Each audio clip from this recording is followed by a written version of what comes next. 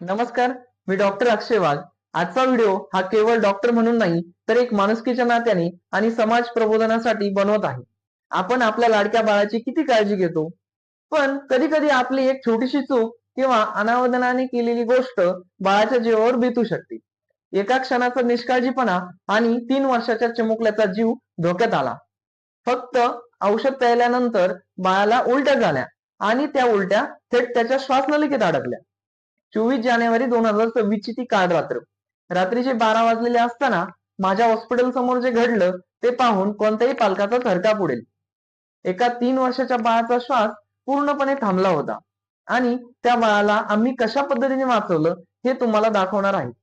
आजच्या व्हिडिओमध्ये मी तुम्हाला त्या घटनेचं लाईव्ह सीसीटीव्ही फुटेज दाखवणार आहे आणि अशा वेळी काय करावं याचं सविस्तर ट्रेनिंग देणार आहे. एका साध्या चुकीमुळे त्या चिमुकल्याचा श्वास थांबला होता.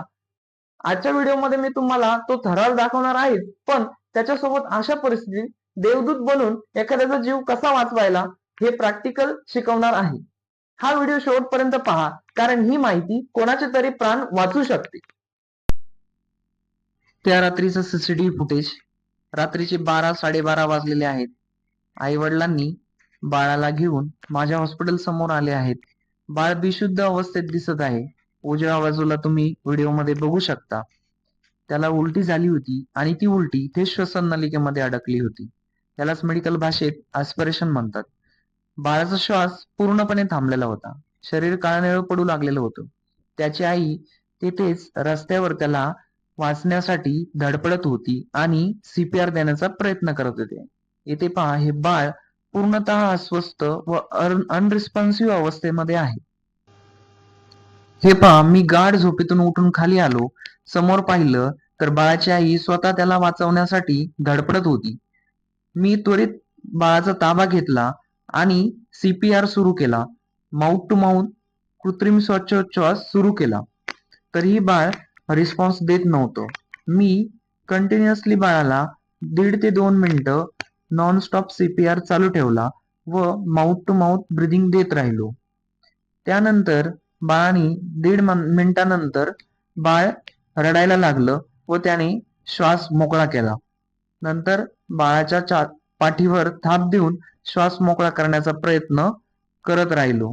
हे सगळं घडलं होतं जेव्हा बाळाला ताप आला म्हणून घरच्यांनी त्याला औषध पाजलं होतं. पण औषध पाजताना बाळ रडत होतं किंवा झोपेत होतं, त्यामुळे त्याला उलटी झाली आणि ती उलटी पोटात न जाता श्वसन नलिकेमध्ये अडकली गेली. म्हणूनच बाळाचा श्वास व हृदय हे दोन्ही थांबलं होतं.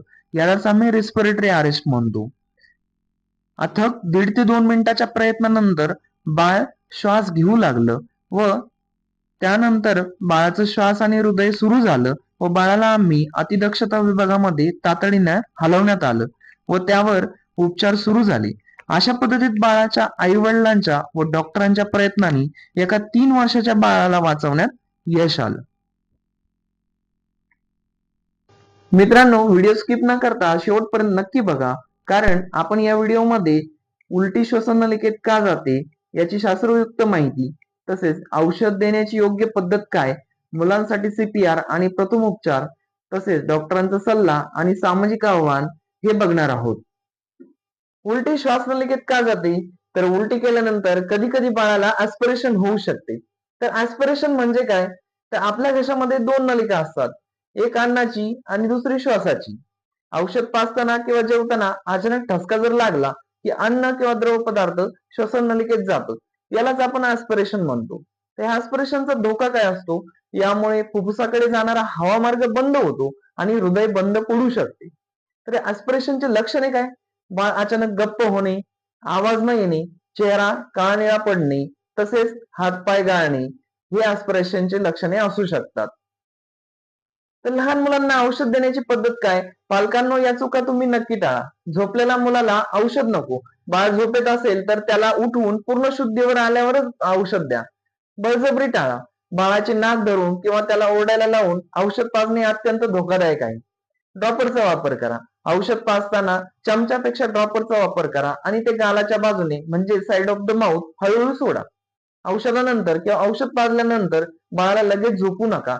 5 ते 10 मिनिटं त्याला खांद्यावर घेऊन उभे राहा. याने बाळाला उलटी होणार नाही आणि ऍस्पिरेशनची रिस्क कमी होईल. ऍस्पिरेशन केल्यावर मुलांसाठी सीपीआर कसा द्यावा आणि प्रथमोपचार काय? तर पहिली पायरी रिस्पॉन्स चेक करा. बाळाच्या तळपायाला जोरात टोला मारा किंवा त्याला हाका मारा. प्रतिसाद जर नसेल तर वेळ न वाया घालवता मदत मागवा. दुसरी पायरी एअरवे. बाळाचे तोंड उघडून पहा. काही अडकलेले असेल तर बोटाने काढण्याचा प्रयत्न करा. तिसरी पायरी रेस्क्यू ब्रीथ. तुमचे तोंड बाळाच्या नाक आणि तोंडावर ठेवून 2 वेळा हलका श्वास द्या. यालाच पफ ऑफ इयर म्हणतो. चौथी पायरी चेस्ट कॉम्प्रेशन. 3 वर्षाचे बाळ जर असेल तर छातीच्या मध्यभागी एका हाताने 30 वेळा जोरात दाबा. वेग हा 1 मिनिटामध्ये 100 ते 120 वेळा दाब पाहिजे. मोठ्या व्यक्तींसाठी दोन्ही हात एकमेकांवर ठेवून जोरात दाब द्यावा लागतो.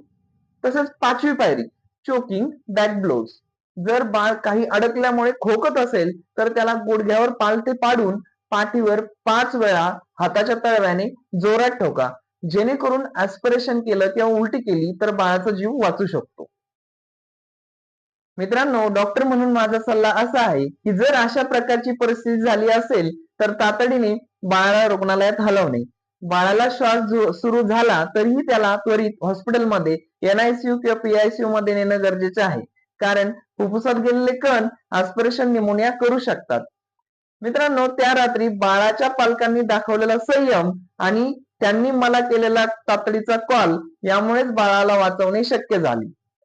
तर मित्रांनो, हा व्हिडिओ बनवण्यामागे माझा कोणताही प्रसिद्धीचा उद्देश नाही, तर अशा संकटात कोणाच्या तरी बाळाचे प्राण वाचावे हीच इच्छा आहे.